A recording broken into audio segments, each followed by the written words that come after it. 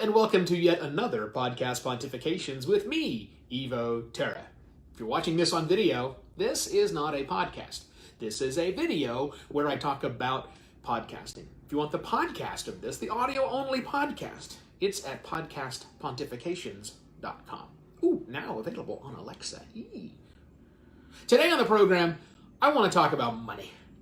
Money in podcasting. Specifically, around how you get paid to do your show. Yesterday's program was very much geared at the masses and appealing to the masses and making sure that podcasters are doing what the masses want. This one's a little different. This one might have a different connotation. So let me jump into things. Today, in late 2018, there are really 4 ways that podcasts make money. You can make podcasts, and the way that it's, many of these have been around for a while. It's not like it's brand new, and there are lots of little sub opportunities here. But let's just look at the majority of ways that a podcast can be monetized. How I hate that word monetizing, but nonetheless, it's what it is. You can monetize your podcast directly. And directly means you have a product, you have a podcast that sells something. Listen to my podcast, how wonderful it is, and become a member, buy this product, do this thing. Think infomercial. There are podcasts out there that are very much like infomercials, completely dedicated to getting somebody to make a sale of one thing or more than one thing. Not very many, but nonetheless those exist. That's number 1, direct sales. Number 2, indirect sales.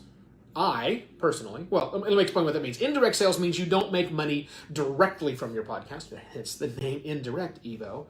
You're not selling something in your podcast, but it's because of your podcast that you make money. Lots of these.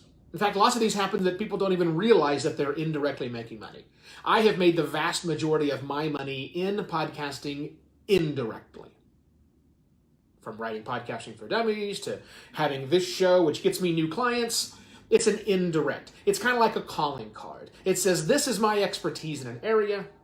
I have other things that you should pay me for. That's the indirect model, which is very, very prevalent, even though you don't know that it's there.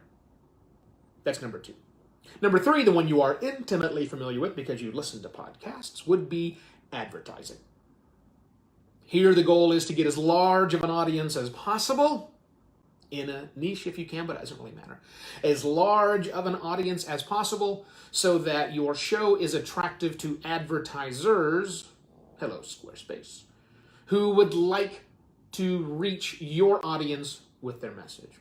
Standard way advertising has worked for the longest time in our world here in Western culture.